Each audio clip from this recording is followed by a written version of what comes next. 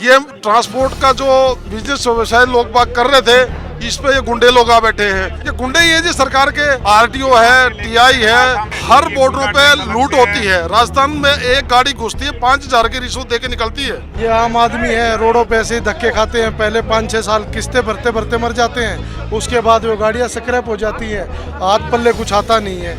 अभी इस सरकार को सिर्फ पैसे चाहिए, चाहे जहां से भी आए पैसे चाहिए, जो भी करना पड़े पैसे चाहिए। ये पॉलिटिक्स डालने से जब कोई भी स्वतंत्र संस्थाएं अपना काम पक्षपात करेगी या सही ढंग से नहीं करेगी तो उसका रिजल्ट ऐसा ही होगा। बहुत सारी मीडियाएं पक्षपात करती है क्योंकि सरकार से 5,000 करोड़ का सालाना टेंडर मिलता है मीडिया को। बाकी जनता की सरकार नहीं है, ये जनता की सरकार नहीं है, जनता से लगान वसूलती है। ये अंग्रेज से सीख कर आई हुई सरकार है, अभी भी देश में पाश्चात्य देश की नकलें लगा रहा है। स्वागत है आपका नेशन दस्तक में। मैं हूं आपके साथ फरीन सैफी। इस वक्त मैं मौजूद हूं जंतर मंतर। आप देख सकते हैं कितनी भारी संख्या में यहां पर ट्रक चालक मौजूद हैं जो अपनी मांगों को लेकर आज जंतर मंतर में मौजूद है। साथ में इन लोगों ने अपनी मांगे भी लगा रखी है कि जो जो इनकी मांगे हैं, साथ में उसका पोस्टर लिए हुए हैं, ई चलान बंद हो, साथ में यह RFID टैग सीधा हमारे बैंक अकाउंट से जोड़ना चाहिए। काफ़ी सारी जो मांगे इन लोगों की लिखी हुई हैं। देखिए, डीजल पेट्रोल GST के दायरों में करो। ये जो GST पेट्रोल डीजल है, इन सबको दायरे में करो। ये सब इनकी यहाँ पर मांगे हैं। यहाँ पर अलग अलग पोस्टर लिए हुए हैं कि कमर्शियल गाड़ियों को लेकर, ये देखिए MCD टोल टैक्स दूसरे राज्यों की कमर्शियल गाड़ी से लो। ये सब जो चीज़ें हैं, इनको यहाँ पर मांगों को लेकर यहाँ पर आए हैं। लोगों से पूछते हैं और इनकी क्या मांगे हैं, क्या समस्याएं हैं, जिसको लेकर ये यहाँ पे इस वक्त मौजूद है। मैम, आपका नाम क्या है? मैं श्रेया कुमार दिल्ली से। अच्छा, तो क्या ऐसी समस्याएं हैं जो आपको यहाँ पे जंतर मंतर पे आना पड़ा? देखिए, समस्याओं का तो जब से ये सरकार है, ये समस्या तभी से शुरू हो गई है। हम ये देखना चाहेंगे कि मैं किसान आंदोलन से भी जुड़ी रही हूँ, तो कहीं ना कहीं समस्याएं तभी तो लोग इकट्ठे हो रहे हैं। यहाँ पर एक हमारा ही नहीं चल रहा आंदोलन, आप देखेंगे जंतर मंतर पे जगह जगह चल रहे हैं। सबसे पहले तो भ्रष्टाचार जो है यहाँ पे ये बढ़ी हुई है। दूसरा जो पॉइंट है महंगाई का है। तीसरा था किसान आंदोलन का था, जो कि अभी वो भी रुकाई है, उसकी भी मांगे अभी कंप्लीट हुई है। अब तीसरा है ट्रांसपोर्ट का। तो ये बार बार आवाजें क्यों उठ रही है, इसकी ओर हमें सोचना चाहिए। ट्रांसपोर्ट भारत का एक ऐसा जरिया है जिसमें घर घर खाना, दवाइयाँ, पानी, जितनी भी वस्तुएं हैं वो सब पहुंचाई जाती है।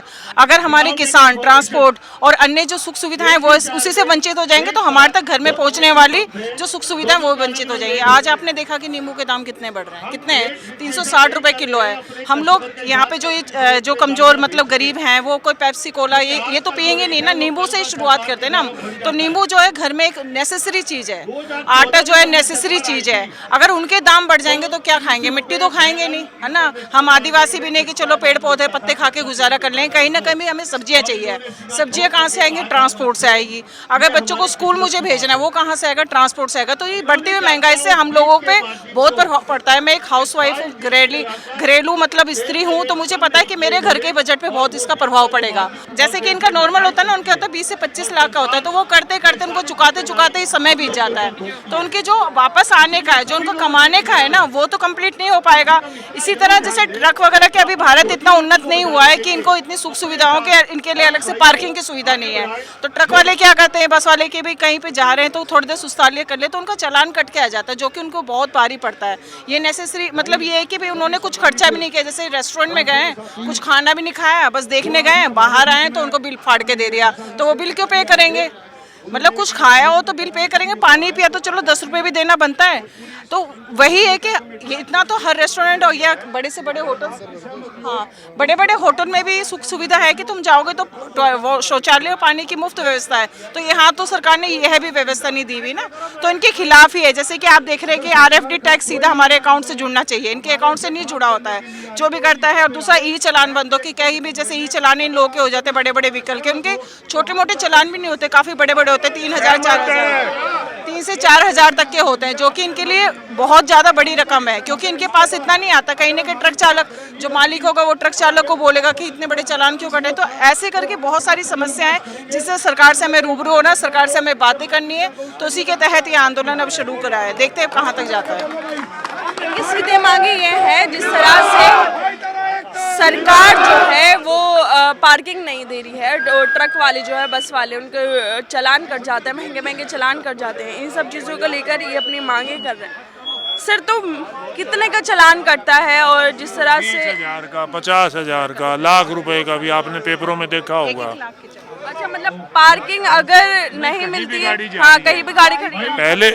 पहले क्या था कि ड्राइवर से बहस करते थे, पूछते थे तेरे पे क्या नहीं, अब कोई फोटो ले लिया और चलते हुए अपना कर दिया चालान। ये कोई तरीका है? अच्छा, हमारी गाड़ियां जो है 10 साल की खत्म कर दी। दिल्ली सरकार या केंद्र सरकार हमें क्यों नहीं बताती कि उसके कितना % कम हुआ प्रदूषण? क्या दिल्ली में कम हुआ प्रदूषण है? हमारा बेड़ा गर्क कर दिया, प्रदूषण भी कम नहीं हुआ। तो ये कौन सी सरकार की नीति है? ये इन्हीं के विरोध में हम जो है आज करते हैं। नीचे यहाँ पर लोग काफ़ी सारे नीचे बैठे हुए हैं, इनसे पूछते हैं, क्योंकि ज़मीन से जुड़ना बहुत ज़रूरी है, आप लोगों को भी और हम लोगों को भी, ताकि जो ज़मीनी हकीकत है वो सामने आ सके। सर, जिससे अभी न्यूज़ स्क्रैपिंग पॉलिसी भी आई है, बोला गया है दिल्ली में कि 10 साल और 15 साल वाली जो ट्रक हैं या गाड़ियाँ हैं उनको स्क्रैप कर दिया जाएगा, कबाड़ खाने बेच दिया जाएगा। तो कितनी परेशानी हो रही है इन सब चीज़ों में? उनसे परेशानी हमें बहुत ज़्यादा है, क्योंकि हम 40-40 लाख की गाड़ियां लाते हैं और 10 साल में उनका बिगड़ता कुछ नहीं है, वो बिल्कुल न्यू की न्यू होती है, और हमारी 2-2, 2.5 लाख की स्क्रैप में बिकती है। तो 40 लाख की लाते हैं, हम लोन पे लाते हैं, तब तक हम किस्तें भरते हैं, बच्चों की भी रोटी की पूरी नहीं कर पाते, तब वो आ जाती हैं 2.5 लाख रुपए की, तो 5 साल 10 साल बाद। तो आप ये देखो, इससे बड़ा नुकसान हमारे लिए क्या है? हमें इसको कहते कहते काफ़ी दिन हो गए, सरकार हमारी कुछ नहीं सुन रही है। और हमारा ये है कि अब अगर ये नहीं सुनेंगे तो हमारी जितनी 10 साल पुरानी गाड़ियाँ हम दिल्ली के चारों तरफ ला के खड़ी कर देंगे कि भाई अब सरकार ही चलावे उन्हें या सरकार ही करे जो भी करे। हमारा ये प्रोग्राम है सबका, क्योंकि हम लोग कतई परेशान हैं, बच्चों की फीस नहीं भर पाते, और हम सुबह चलते हैं शाम तक 10 पैसा नहीं बचते। इतना बुरा हाल है, हम लोग त्रस्त हैं, बिल्कुल सड़क पे बैठे हैं। हमें धूप में भी बैठाओगे तो हम बैठे रहेंगे, क्योंकि हम इतने तंग हैं, इतने परेशान हैं। क्योंकि सबसे बड़ा हमारा 40-40 लाख का जो ट्रक 2-2 लाख का स्क्रैप में जा रहा है, सबसे बड़ा नुकसान हमारा वो है। मतलब जब तक किस्तें पूरी होती हैं तब तक वो कबाड़ खाने में जा चुका होता है। 6-7 साल की किस्तें लोन कराते हैं और फिर 2 साल मिलती है, उसमें कुछ इधर उधर से पकड़ लेते हैं, बाजार से दोबारा ले लेते हैं लोन, तो कबाड़ में हो जाता है। तो हम तो ऐसी सड़क पे हैं, आज भी सड़क पे हैं।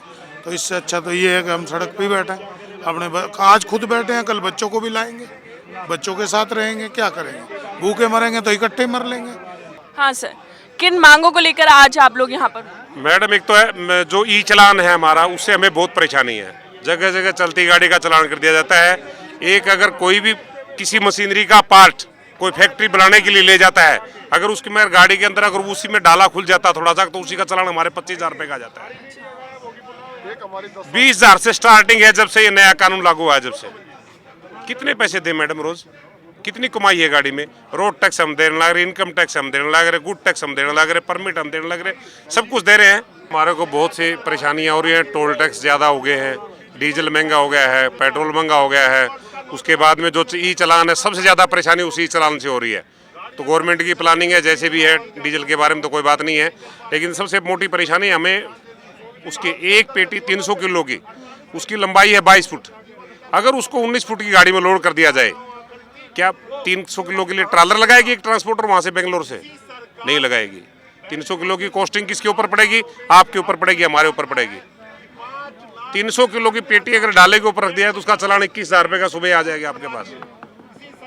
कल ही भुगते हैं अम्बाला के अंदर, मैडम है RTO, पता कर लो फोन करके उससे। अब 10 साल का व्हीकल था, 10 साल में क्या फर्क पड़ता है? व्हीकल क्या घिसता है 10 साल में व्हीकल का?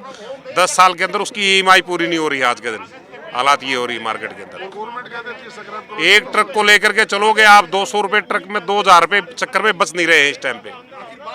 ड्राइवर की तनख्वाह देनी भारी हो रही है, क्या करें?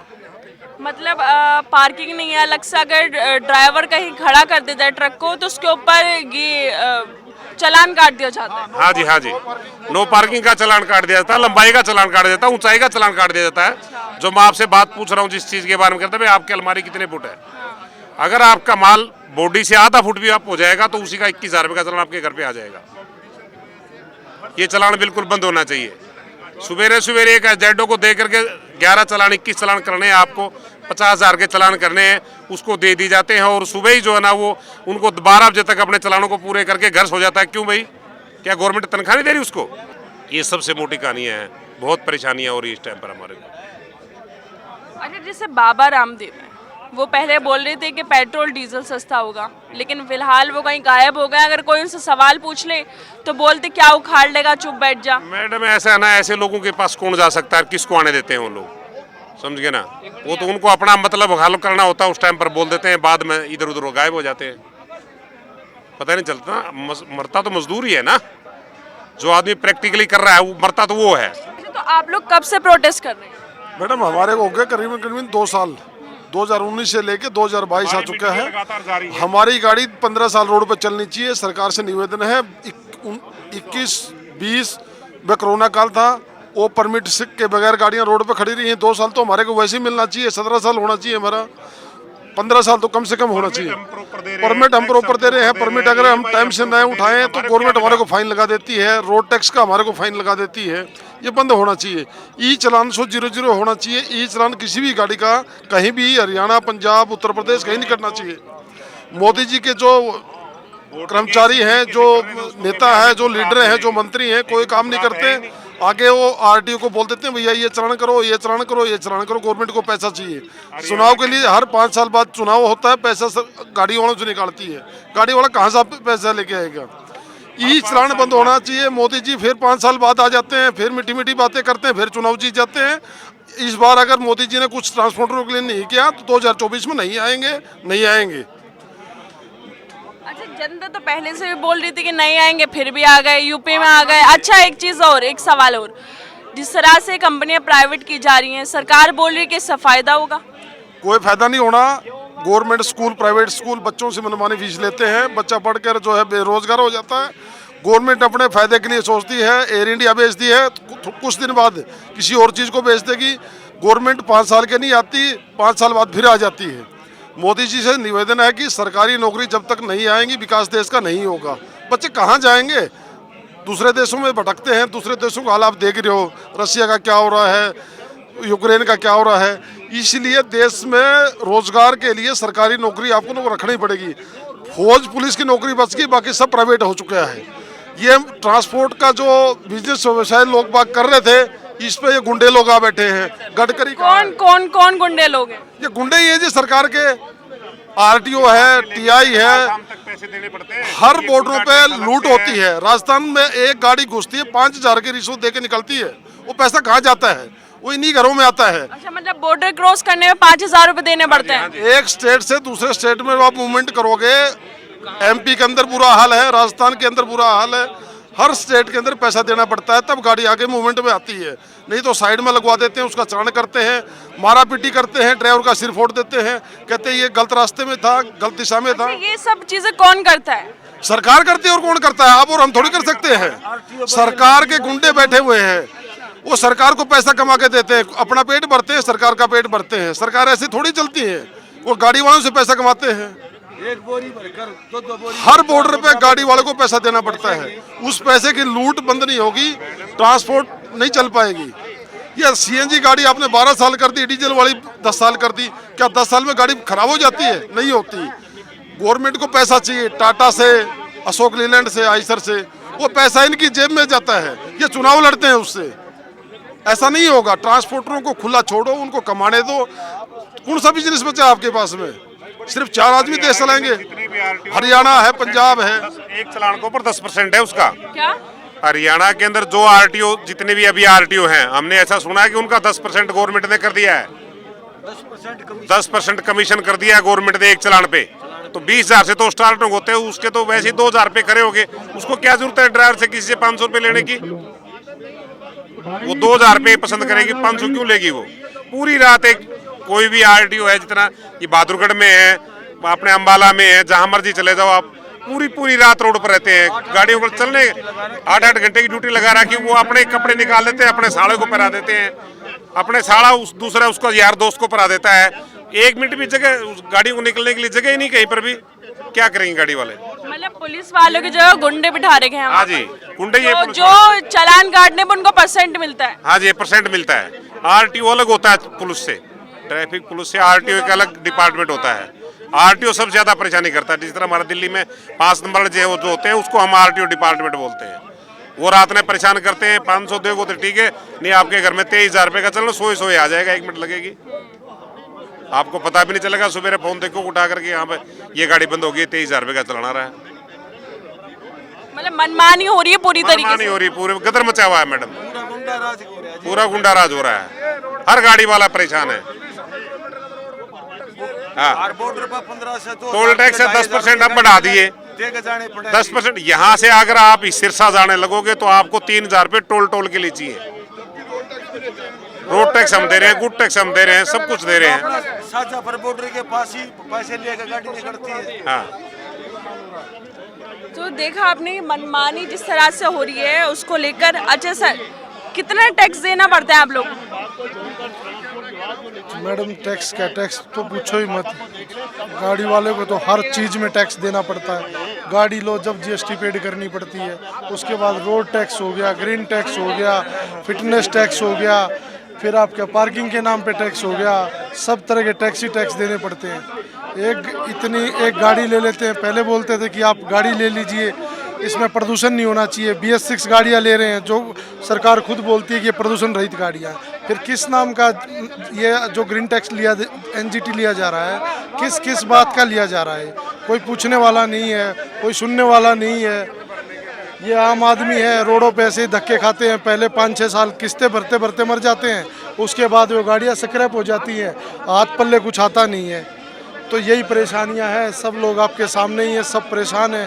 और इस परेशानी को लेके आप लोगों मीडिया के माध्यम से, अब पत्रकार बंधुओं के माध्यम से हम सरकार को चेताना चाहते हैं कि भाइयों हमारे भी परिवार को, व्यापार को जो है बचाने का काम करो और हमारे भी बच्चे ठीक ठाक से पढ़ लिख सके, देश उन्नति कर सके। इसमें हमें उनके साथ की बहुत ज़्यादा ज़रूरत है। अगर सर जिस तरह से महंगाई भी बढ़ रही है, बेरोजगारी भी बढ़ रही है, ऊपर से टैक्स लगा दिए गए हैं, कहीं पार्किंग नहीं मिलती, 20-20 हज़ार के चालान काट दिए गए हैं, तो ये तो पूरा सीधा असर जो जनता है बिल्कुल असर पड़ रहा है उसके ऊपर। देखिए, सरकार ने पाश्चात्य देश की नकल हमारे देश में 2019 में लागू कर दिया। 2017 में इनको रोड सेफ्टी बिल के नाम पे इन्होंने अनाउंसमेंट किया था 2017 में आएगा, उसको इन्होंने 2019 में अमेंडमेंट किया। सरकार ने जितने भी अमेंडमेंट किए हैं अभी तक हमारे ट्रांसपोर्ट सेक्टर में, वो सिर्फ अपने बेनिफिट को देखते हुए किया है। जहां उनको ज़्यादा टैक्स मिलेगा, जहां ज़्यादा पैसा मिलेगा, वहां वो उस रूल को एक्सपेरिमेंट करने के बाद रेगुलराइज कर देते हैं, वो रेगुलराइज हो जाता है। जैसे 2015 में इन्होंने 3 महीने के लिए ग्रीन टैक्स लगाया दिल्ली में, उसको 3 महीने के बाद रेगुलराइज कर दिया।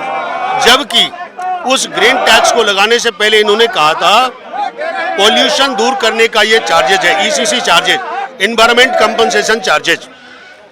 इनका एनवायरमेंट या इनका जो भी पॉल्यूशन लेवल था वो बढ़ता गया, घटा नहीं, लेकिन वो टैक्सेशन रेगुलर हो गया। तो इसका मतलब आप जबरन ले रहे हो मेरे से। इसी तरह का टैक्स बिहार रोड पे जाते हैं तो मैकेनिकल के नाम पे, MP जाते हैं एंट्री टैक्स के नाम पे, राजस्थान जाते हैं एंट्री टैक्स के नाम पे, हर स्टेट में कुछ ना कुछ एक्स्ट्रा इन्होंने लगा रखा है। अब दूसरी बात है, देखिए अभी जो प्रॉब्लम तत्काल चल रही है, जैसे CNG और डीजल के है, इन्होंने CNG और डीजल को 2 साल पहले फ्री हैंड कर दिया। फ्री हैंड इसलिए कर दिया इन्होंने क्योंकि जो भी पूंजीपति लोग हैं वो इनको ज़्यादा से ज़्यादा पैसे देंगे और गवर्नमेंट से वसूल के देंगे। 2014 में जब इनकी सरकार बनी तो इन्होंने बोला 30 रुपये बैरल हो गया, $30 बैरल हो गया कच्चा तेल का। तो इन्होंने सीना ठीक कर बोला था कि मेरी किस्मत है कि मेरा इतना सस्ता हो गया मेरे टाइम में। लेकिन बीच का जो मार्जिन था, इनको जो गवर्नमेंट को, पब्लिक को सस्ता देना चाहिए था उस समय फ्यूल, इन्होंने क्या किया, उस मार्जिन को अपना टैक्सेशन में बदल दिया। इन्होंने उस पर एक्साइज ड्यूटी लगा दी, स्टेट गवर्नमेंट ने वैट बढ़ा दिया और ढाक के 3 पात वहाँ के वहीं डीजल मिलता रहा लोगों को, डीजल सस्ता नहीं हुआ। अब जब महंगी हो गई है तो ये कहते हैं, तो आपने जहाँ 9 से 14% था वहाँ आपने 19 से 30% टैक्सेशन कर दिया। 1 लीटर फ्यूल को कंप्लीट करने में 40 रुपये खर्च होते हैं, 38 रुपये खर्च होते हैं, और मुझे वो बाहर में मिलता है तो 90 रुपये, 100 रुपये। पूरे हिंदुस्तान में 72 रुपये से 140 रुपये तक CNG है। एक ही शहर में आसपास में 2 पंप हैं, CNG के, दोनों पे अलग अलग रेट है। इनका पूरा इंफ्रास्ट्रक्चर कंप्लीट हुए बगैर इन्होंने अपना कोई भी लॉ इम्प्लीमेंट कर देते हैं, एक जबरन थोपते हैं, चाहे वो रोड सेफ्टी हो, चाहे ग्रीन टैक्स का हो, या टोल टैक्स का हो, या भी फ्यूल का प्रॉब्लम चल रहा है। आखिर हम लोग कहाँ रेट फिक्सेशन करेंगे? हमारा 20 रुपए किलोमीटर से, छोटी गाड़ी का 20 रुपए किलोमीटर से 45 रुपए किलोमीटर तक खर्चा आ रहा है। पार्टी रेट दे नहीं रही है, हम पर डे बढ़ा नहीं सकते, क्योंकि बढ़ाएंगे तो मार्केट का जो भी महंगाई दर है वो और भी 5% बढ़ेगा, क्योंकि हम बीच की कड़ी है इनके लिए। इन्होंने मुझे एक तरह से दलाल बना रखा है, एजेंट बना रखा है कि मार्केट से पैसे लाओ और मुझे दो। पूरे हिंदुस्तान में 70% से एबव टैक्सेशन देने वाला डिपार्टमेंट ट्रांसपोर्टर है, सबसे ज्यादा रोजगार देने वाला ट्रांसपोर्टर है, सभी जाति धर्म को साथ रखने वाला ट्रांसपोर्टर है। आज वो सेक्टर दुखी है, ऐसा सोचना। साथ में ये न्यू स्क्रैपिंग पॉलिसी भी लिया है कि 10 साल 15 साल बाद जो गाड़ी है वो कबाड़ खाने में चली जाएंगी। मैं बता रहा हूं, ये पॉलिसी, इसके पीछे बहुत बड़ी पॉलिटिक्स है सरकार की। सरकार हिंदुस्तान को मैन्युफैक्चरिंग हब बनाना चाहती है और कहीं न कहीं पूंजीपति लोगों को प्रमोट करना चाहती है। 10 साल में गाड़ी का कुछ नहीं बिगड़ता। 10 साल में अगर गाड़ी का बिगड़ता तो इनके पास कोई डाटा नहीं है कि 10 साल की गाड़ी पॉल्यूशन कर रही है, कोई डाटा नहीं है। तो जब आपके पास इसका डाटा नहीं है कि 10 साल की गाड़ी पॉल्यूशन कर रही है, तो आप उसको डेट क्यों कर रहे हो? इसका मतलब आप मैन्युफैक्चरिंग सेक्टर को बढ़ा रहे हो। वर्ल्ड लेवल पे आप दिखाना चाहते हो कि इंडिया एक हब है, मैन्युफैक्चरिंग हब है, और लोगों के साथ मजबूरी है कि रोजी रोटी करनी है तो गाड़ी खरीदनी पड़ेगी। तो इसके पीछे बहुत बड़ा राज है। सिर्फ सरकार 5% लोगों के लिए काम कर रही है, जो पूंजीपति वर्ग के लोग हैं। एक गाड़ी से 5 गाड़ी वाले लोग जो हैं, उनकी कोई अहमियत देश में। सरकार बोली मैन्युफैक्चरिंग होगी तो रोजगार बढ़ेगा, लोग आएंगे नौकरियां करने। बता रहा हूँ, हम लोग कहते हैं हमारी गाड़ी के टायर में जितनी गुड्डियां होती है, गुड्डियां माने वो जो इतने इतने बड़े बड़े गैपिंग नहीं होते हर जगह, हम उतने घर को चलाते हैं, उतने घर को चलाते हैं। हम जहाँ से गाड़ी खरीदते हैं सरकार को टैक्स देते हैं, हम जहाँ गाड़ी माल खरीदते हैं, माल लोड करते हैं तो टैक्स देना पड़ता है। सरकार ने हमारे साथ, देखिए, रोड पे चलने के लिए रोड टैक्स है, NP परमिट का टैक्स है, टोल टैक्स है, 5 साल एक परमिट है उसका टैक्स है, उसके बाद हर स्टेट में जाओ तो एंट्री टैक्स है। तो 1 रुपए लगाया था, तो 18 रुपए हो गए। हाँ, तो ये जो टैक्सेशन बढ़ता जा रहा है, ये सरकार को बेनिफिट है। अगर मैन्युफैक्चरिंग एक गाड़ी का 28% GST है, एक गाड़ी अगर कोई हमारा बंदा खरीदता है, हमारा साथी खरीदता है, तो उसको टैक्स देने पड़ते हैं 4 लाख रुपए, जो 4 लाख रुपए, तो गवर्नमेंट के पास वो 4 लाख जा रहा है एक गाड़ी से। अब सोच लो कि पर डे के हिसाब से हजारों गाड़ियां सेल हो रही है, सरकार के पास टैक्स जा रहा है, डायरेक्ट इनडायरेक्ट सारे टैक्स जा रहे हैं। तो ये सारा का सारा एक गेम है, ये प्री प्लान्ड गेम है। अभी इस सरकार को सिर्फ पैसे चाहिए, चाहे जहां से भी आए पैसे चाहिए, जो भी करना पड़े पैसे चाहिए। कंपनियां प्राइवेट कर दी हैं, उससे भी बोल रहे कि इससे भी रोजगार निकलेगा। प्राइवेट हो गई तो जिससे काफी सारी कंपनियां हैं सरकार ने प्राइवेट कर दी है, बोल रहे कि रोजगार निकलेगा इससे भी। सरकारी प्राइवेट ले आवे, देखिए, सरकारी प्राइवेट लोगों, सरकार निजीकरण कोई भी चीज को, आपका घर हो, मेरा घर हो, किसी का घर हो, कोई भी चीज हम अगर उसको प्राइवेट करते हैं, निजी करते हैं, इसका मतलब पहला होता है कि सरकार की कमांड नहीं है उसके ऊपर, सरकार संभाल नहीं पा रही है, तभी उसको किराए पे दे रही है, गिरवी दे रही है। यही सरकार पहले निजीकरण का विरोध करती थी और आज ये निजीकरण करवा रही है। ये हमारे जनता को सोचने की जरूरत है। वो तो ये भी बोलते देश नहीं बिकने दूंगा, वो तो बोलते थे मोदी जी कि देश नहीं बिकने दूंगा।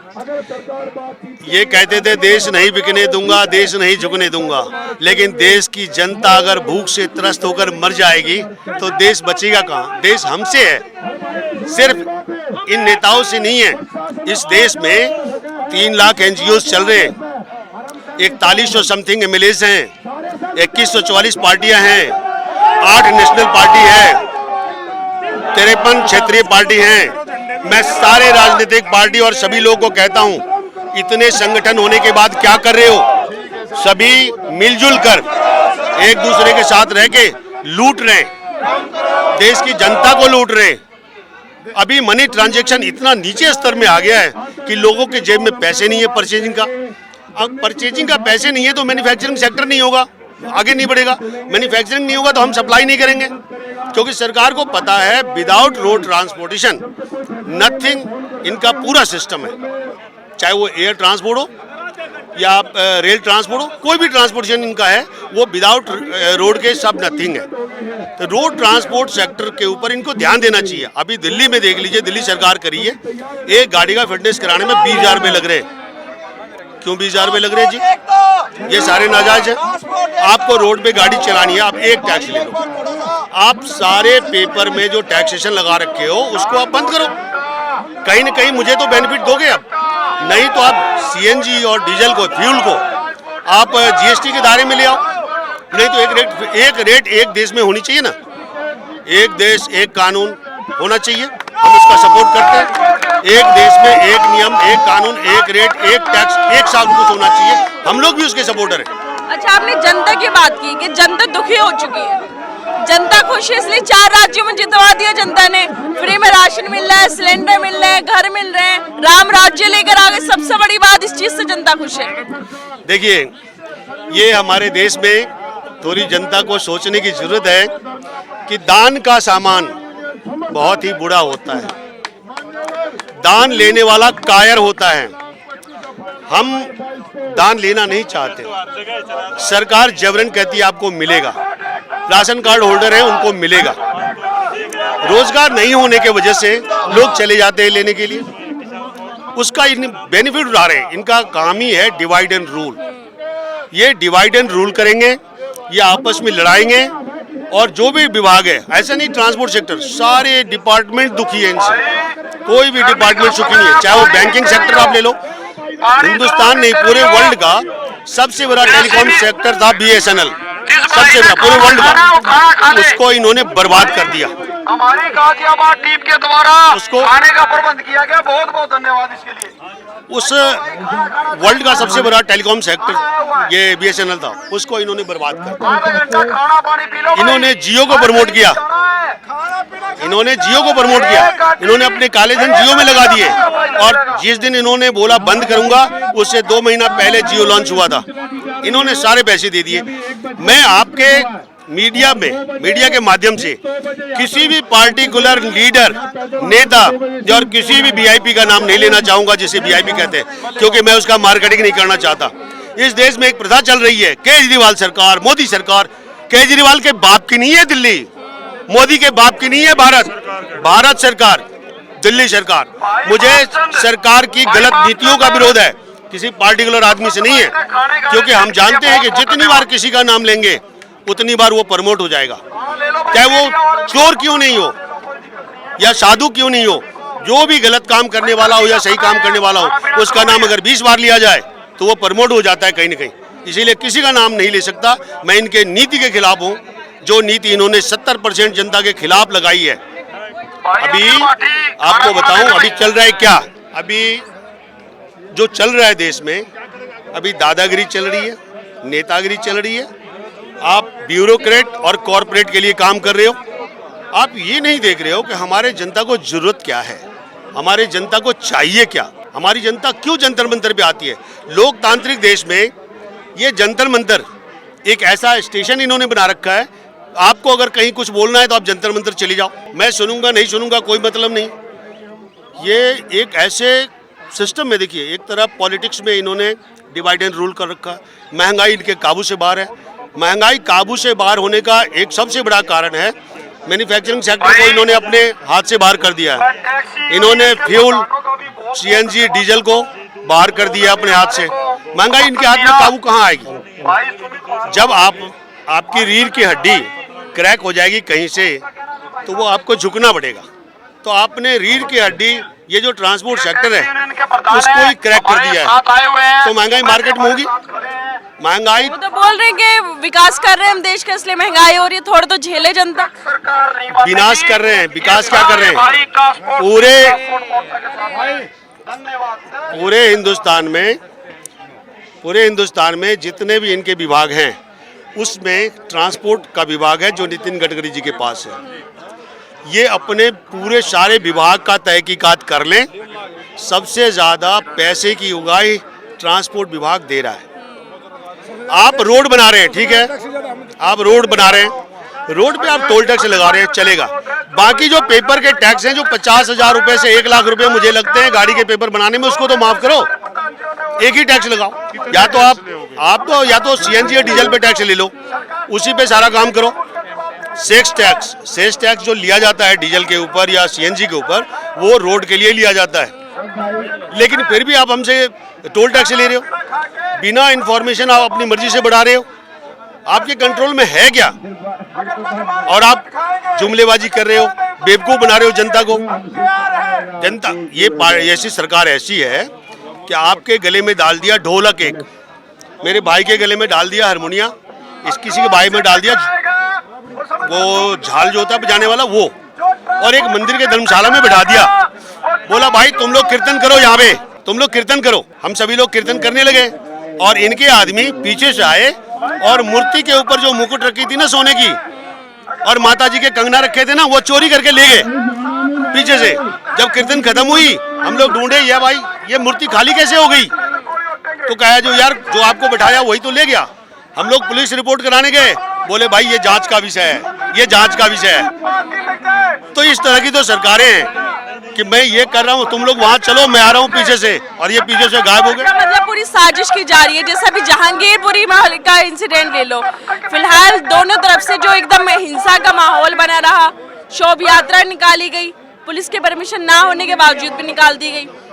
देखिए, सभी धर्म के लोग हमारे देश में रहते हैं, सभी धर्म का ये अधिकार है अपने धर्म का प्रचार करें या धर्म के नाम पे आस्था का प्रचार करें, लोगों को जोड़ें। सभी लोग करते हैं और करना चाहिए, ठीक है। हिंदुस्तान एक वर्ल्ड का ऐसा देश है जहां सबसे ज़्यादा भाषा बोला जाता है और सबसे ज़्यादा जाति के लोग रहते हैं। एक बगीचे में जितने तरह के फूल होते हैं, बगीचा उतना ही सुंदर होता है। माली के ऊपर डिपेंड करता है कि किसी के पेड़ के साथ जाति और किसी का सपोर्ट ना करे, वो माली के ऊपर डिपेंड करेगा। नहीं तो कोई पेड़ अगर सूख जाएगा तो वो गुलदस्ता खराब हो जाएगा, वो बागीचा खराब हो जाएगा। इसीलिए इन चीज़ों का माली को ध्यान देना चाहिए, जिसके ऊपर रिस्पॉन्सिबिलिटी है। लेकिन कुछ लोग ये करने में अच्छा लगता है उनको, वो सिर्फ इसलिए अच्छा लगता है कि किसी कौम को इकट्ठा करो, किसी कौम को, वो भी इकट्ठा हो रहे हैं। ये नहीं कि आप जिसका सपोर्ट करें वही इकट्ठा हो रहे हैं, उनमें थोड़ा सा आपको टाइम भी लगेगा इकट्ठा करने में, बार बार कहना पड़ेगा। लेकिन जिस कौम का आप विरोध कर रहे हो वो भी इकट्ठा है, वो भी ऑलरेडी इकट्ठा हैं और इकट्ठा हो रहे हैं। तो आप तो सारे कौम को जगा रहे हो ऊपर से, आप सबके साथ प्यार कहाँ बांट रहे हो, सबको अलर्ट कर रहे हो, ज्वालामुखी पे हिंदुस्तान को खड़ा कर रहे हो, कब फट जाए पता नहीं। और आप क्या सोचते हो कि आपको कंट्रोल हो जाएगा? आपकी पुलिस डिपार्टमेंट अगर पब्लिक पागल हो जाएगी तो नहीं कंट्रोल कर पाएगा। जिस दिन हिंदुस्तान की जनता समझ जाएगी कि ये बेवकूफ़ बना रहे हैं मुझे, उस दिन आपकी क्या होगी? पाँव की जूती सर पे पड़ेगी। फिर आपके जो नेता लोग जाते हैं ना 5 साल का वोट मांगने, उन्हें माला जूते का बनाया जाएगा। अच्छा, माला जूते तो अभी भी मारे गए। इलेक्शन हुए यूपी में तो जब भी लोगों को भगाया गया, लेकिन फिर भी सत्ता में आ जाती है सरकारें। और इसके अलग ये भी चीज़ है कि जैसे सुप्रीम कोर्ट ने मना किया, लेकिन उसके बावजूद भी बुलडोजर चला दिया जाता है। इसी नाम को लेकर तो यूपी में आए थे वो। हिंदुस्तान में कोई भी स्वायत्त संस्थाएं नहीं रही। सुप्रीम कोर्ट हो, इलेक्शन कमीशन हो, सीबीआई हो, एनसीबी हो, आईएनए हो, कोई भी स्वायत्त संस्थाएं खत्म हो चुकी हैं। हर जगह पॉलिटिक्स जा रहा है। हम लोग के ट्रांसपोर्ट सेक्टर में, यूनियन में भी उन्होंने पॉलिटिक्स डाल रखा है। तो ये पॉलिटिक्स डालने से जब कोई भी स्वतंत्र संस्थाएं अपना काम पक्षपात करेगी या सही ढंग से नहीं करेगी तो उसका रिजल्ट ऐसा ही होगा। इसमें जब वो जितने भी हमारे लोग हैं, जितने भी, चाहे वो पुलिस डिपार्टमेंट हो या हमारा कोर्ट का ऑर्डर हो, कोर्ट का ऑर्डर निकलेगा उससे पहले गवर्नमेंट को पता होता है। क्यों पता होता है? सेक्रेसी नाम की कोई चीज़ नहीं है। आप सत्ता में हो, इसका मतलब ये नहीं कि आप जो कह रहे हो वही ठीक है, आप जो चाहो वही करो। ये देश आपका गुलाम नहीं है। आज भी देश में आप जैसे लोग वही सिस्टम चला रहे हैं जो अंग्रेज चला रहे थे। और मैं मीडिया वाले जितने भी भाई हैं, सभी लोगों से रिक्वेस्ट करूंगा कि आप इस डेमोक्रेटिक सिस्टम के चौथे स्तंभ हैं, आप पक्षपात न करें। क्योंकि बहुत सारी मीडियाएं पक्षपात कर रही है और मैं देख रहा हूँ बहुत सारी मीडियाएं पक्षपात करती है, क्योंकि सरकार से 5,000 करोड़ का सालाना टेंडर मिलता है मीडिया को, और जो उसमें भागीदारी नहीं लेते हैं उस मीडिया को या तो बैंड किया जाता है या अलर्ट कर दिया जाता है कि आप अपना काम सही से करें, क्योंकि उनके पक्ष में नहीं बोलता है। तो मीडिया जरूर न्यूट्रल होना चाहिए, न्यायपालिका न्यूट्रल होना चाहिए, सरकार तो न्यूट्रल रहेगी नहीं, क्योंकि इनका पॉलिसी है ये जनगणना कराते हैं उस हिसाब से, हिंदू मुस्लिम सिख ईसाई के हिसाब से, और कोई वर्ण के हिसाब से नहीं कराते। इस वर्ण के हिसाब से, 4 वर्ण के हिसाब से कराते हैं। जिनकी जहाँ ज़्यादा पॉपुलेशन होती है उस हिसाब से ये वहाँ का क्या कहते हैं पॉपुलरिटी, अपना मार्केटिंग तैयार करते हैं और स्टार्ट करते हैं जुमलेबाजी, लोग उसमें गिर जाते हैं। किसी भी चीज़, आस्था को जब आप किसी चौराहे पे खड़ा कर देंगे तो ये दिक्कत होगी। जब आस्था कट्टरता में बदल जाती है तो दिक्कत करती है। देखिए, आस्था से पहले, धर्म से पहले एक संगठन था, ये छोटे छोटे संगठन के रूप में धर्म का प्रचार हुआ था, और उसमें जिसने जितनी प्रचार करी उसके धर्म उतने फैलते चले गए। उसमें अगर कट्टरवादी तभी होता है जब पॉलिटिक्स सपोर्ट करता है उसमें, अन्यथा कट्टरवाद नहीं हो सकता। जब राजनीति घुस जाए, जब ब्यूरोक्रेट उसका सपोर्ट करे, कॉरपोरेट सपोर्ट कर दे पैसे से, तो वो कट्टरवाद हो जाएगा। अभी आप देखिए, ये इतना ज़्यादा कॉरपोरेट घराने को प्रमोट कर रहे हैं, क्यों? सिर्फ इसलिए कि इनको इलेक्शन के समय में 100-100 करोड़, 200 करोड़ पैसे मिलते हैं। आपने अभी कई हजार करोड़ लेकर भाग गए लोग, आपने उसका कुछ नहीं बिगाड़ा। जितने गुजराती महाराष्ट्रियन थे ना, उसमें ज़्यादा संलिप्त थे भागने वालों में, आपने उसका कुछ नहीं बिगाड़ा। किसानों के कुछ माफ़ किया आपने, कुछ नहीं किया, कुछ बचा हुआ है, कुछ किया, लेकिन ट्रांसपोर्ट सेक्टर को इन्होंने कुछ नहीं किया। जैसे अभी कोविड आया, कोविड में EMI देना पड़ा, काम नहीं चला तो भी, उसके बाद बैंक का भी प्रेशर, तो ये बैंक को भी प्रमोट कर रहे हैं। ये तो है कि पूरा जब से निजीकरण, इंश्योरेंस को निजीकरण किया, कॉर्पोरेट घराने को दे दिया, एयरपोर्ट सारे कॉर्पोरेट घराने को दे दिया, तो ये सिर्फ 5 से 10% लोगों के लिए काम कर रहे हैं और उन्हीं को प्रमोट कर रहे हैं। बाकी जनता की सरकार नहीं है, ये जनता की सरकार नहीं है, जनता से लगान वसूलती है। ये अंग्रेज से सीख कर आई हुई सरकार है, अभी भी देश में 5-7 देश की नकलें लगा रहा है। इंफ्रास्ट्रक्चर पूरा होने के बाद आपको रोड सेफ्टी बिल देना चाहिए था, आपका पाइपलाइन पूरा बिछा नहीं, आपने CNG को प्रमोट कर दिया। तो क्या कर रहे हैं आप? जनता परेशान करे, जनता को पैसे वसूल रहे जनता से। देखिए सर, अभी देखो डीजल GST में आना था, एक हमारे ट्रांसपोर्ट के लिए एक डीजल एक ऐसी चीज़ थी। अब हर एक जगह डीजल के रेट अलग है। अभी हिमाचल में हमारे यहाँ से 10 रुपये सस्ता है डीजल, वहाँ पे क्यों सस्ता है? तो यही है, अब हमारा वो एक डीजल बचत थी वो नहीं, एक गाड़ी चलती शाम को 100 घरों में चूल्हा जलाती है। अब कहीं रोड टैक्स है, कहीं टूल टैक्स है, कहीं होटल टैक्स है, कहीं कहीं। अच्छा, हमारे ड्राइवरों के लिए कोई फैसिलिटी नहीं, रोड पे हमारे को कोई मार रहा है, पीट रहा है, तो कोई पुलिस वाला जो हमारे पास से निकल जाएगा, ये नहीं कहेगा ये ड्राइवर को क्यों मार रहे हो, ठीक है ना। हम देश में खाना पीना, दवाई, मेडिसिन सब चीज़ हम पहुँचाते हैं, और हमारी फिर भी कोई वैल्यू नहीं है। अच्छा, एक अनपढ़ आदमियों की ड्राइवरी की एक लाइन ऐसी थी, वो करते थे, उसके लिए भी कंडीशन लगा दी, 10वीं पास होगा उसको हैवी लाइसेंस होगा। अरे जो वो पढ़े लिखे होंगे तो वो गाड़ी चलाएंगे क्या? वो कहीं सर्विस करेंगे? एक अनपढ़ों का एक यही रास्ता था। तो इसकी ये कई कंडीशन है, ये हमारी गाड़ियों का जो 15 साल है इसको पूरा बहाल किया जाए, 10 साल वाले को 15 साल किया जाए। कंडीशन तो फिर नेताओं में भी होनी चाहिए, नेता पढ़े लिखे होने चाहिए। हमारी मांग नहीं मांगी होगी ना तो पूरे इंडिया को हम बंद कर देंगे। हम इंडिया का खाना पानी सब्जी सब बंद कर देंगे, क्योंकि लाने वाले ले जाने वाले हम हैं। हमारी सुनाई नहीं होगी तो पूरे इंडिया जाम कर देंगे हम। धन्यवाद। तो देखा आपने किस तरह से जो यहाँ पे लोग हैं लगातार अपनी मांगों को लेकर प्रदर्शन कर रहे हैं। जैसे जिस तरह से टैक्स लगाया जाता है, चालान काट दिया जाता है, और जो लोग ट्रांसपोर्ट का काम करते हैं लगातार जो चीज़ें पहुँचाते हैं, यहाँ पर चीज़ें लेकर आते हैं, लोगों को सुविधाएं प्रदान करते हैं। अगर उनको कुछ सुविधाएं नहीं है, 20,000 25,000 का चालान काट दिया जाता है, तरह तरह के उन पर टैक्स लगाए जाते हैं। आप देख सकते हैं यहाँ पर बड़े बड़े बैनर लगा के ये लोग अपनी मांगों को दिखा रहे हैं किस तरह से संयुक्त ट्रांसपोर्ट जो मोर्चा है यहाँ पर पूरा एक ये मार्च निकाला जा रहा है, लोग बैठे हुए हैं, बड़े बड़े लोग यहाँ पर आए हैं समर्थन देने के लिए, ताकि जो ये सेक्टर है इसका कुछ सुधार हो सके, सरकार इनकी मांगों को सुने, कम से कम इतना तो हो कि इनका कल्याण हो सके, अपने बच्चों को पढ़ा सके, अपना घर सही से चला सके। इन्हीं सब चीज़ों को लेकर यहाँ पर ये लोग मौजूद हैं, बड़ी संख्या में मौजूद हैं। इनका कहना है कि अगर सरकार नहीं सुनती है तो अगली बार से जो इनके ट्रक है पूरी दिल्ली पे आगे लगा देंगे और जो सरकार है जो सुन नहीं रही है सरकार उसको सुनाने का काम करेगी। मैं फरीन सैफी, कैमरामैन आशीष के साथ नेशनल दस्तक के लिए जंतर मंतर। नेशनल दस्तक की आपसे गुजारिश है कि अगर इसको बचाना चाहते हैं तो नेशनल दस्तक को सब्सक्राइब करने के लिए रेड कलर के सब्सक्राइब बटन को दबाएं, फिर बेल आइकन की घंटी दबाएं। नेशनल दस्तक को बचाने के लिए बहुत जरूरी है कि हर खबर को शेयर करें, लाइक करें, कमेंट जरूर करें।